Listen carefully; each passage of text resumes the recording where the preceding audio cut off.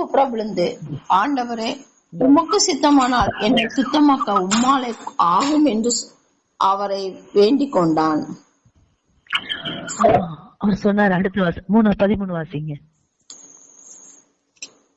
அவர் தமது கையை நீட்டி அவனை தொட்டு, எனக்கு சித்தம் உண்டு, சுத்தமாக என்றார். உடனே குஷ்டரோகம் அவனை விட்டு நீங்கிச்சு. பின்பு அவர் ஒரு பட்டணத்தில் இருக்கையில் குஷ்டரோகம் நிறைந்த ஒரு மனுஷனை இயேசு பார்க்கிறார். அவனை அப்படி பாக்குறாரு. அவனை பார்த்த உடனே அவன் இயேசுவை கண்டு முகங்குப்புற விழுந்துட்டான்.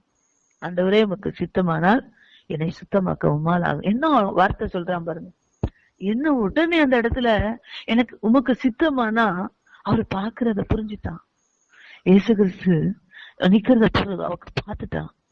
கர்த்தருக்கு ஸ்தோத்திரம்.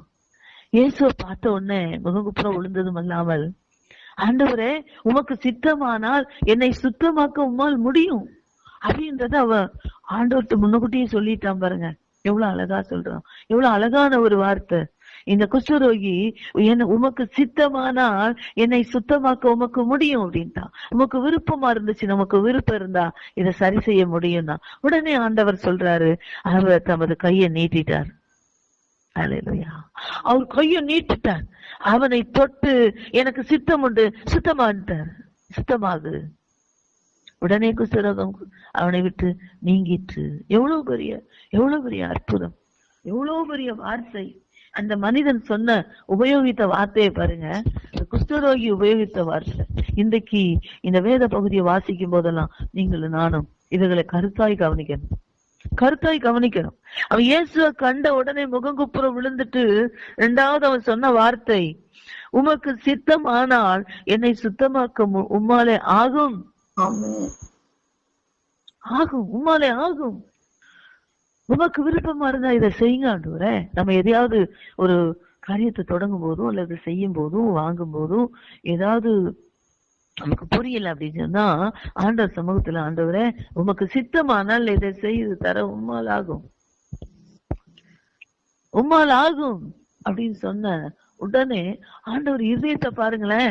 கர்த்தருடைய இதயத்தை பாருங்க, அவருடைய மனசை பாருங்களேன். உடனே அவர் கையை என்ன பண்ணிட்டாருன்னா, கைய நீட்டிட்டார். தமது கையை நீட்டி அவனை தொட்டுட்டார். தொட்டு, எனக்கு சித்தம் உண்டு, நீ சுத்தமா. உடனே குஷ்டரோகம் அவனை விட்டு நீங்கி போயிட்டு. அல்லேலூயா. ஒரே வார்த்தை தான். அவன் நிறைய சொல்லி ஜெபிக்கல. அவன் வேண்டிக் கொண்டது ஒரே ஒரு வார்த்தை தான். உமக்கு சித்தம் உண்டா அப்படின்னா என்னை சுத்தமாக்க உம்மால முடியும். உமக்கு சித்தமா இருக்கா என் காரியத்தை சரி செய்ய உம்மால முடியும். ஆண்டவரே, உமக்கு இதுல சித்தம் இருக்கா? என்னுடைய காரியங்கள் வெகு நாள் நான் தாமதித்து கொண்டிருக்கேன். அதை குறித்து நான் என்ன செய்வதென்று தெரியாது நான் புலம்பிக் கொண்டிருக்கிறேனே, அது உமக்கு சித்தமானால் அதை செய்ய உம்மால முடியும் என்று இந்த வேளையில நம்ம அப்படிப்பட்ட வேண்டுதல் வைப்போமானால் ஆண்டவர் உடனே கையை நீட்டுகிறார். இப்போ எதெல்லாம் முடங்கி இருக்குதோ, எந்த காரியம் எல்லாம் தடைப்பட்டு இருக்குதோ, நீங்க சொல்லுங்க. அநேக நாள் குஷ்டரோகத்தோடு அவன் இருந்தான். அநேக கஷ்டத்தோடு அநேகர் மத்தியில அருவருக்கத்தக்கதான ஒரு சூழ்நிலையில இருந்தான்.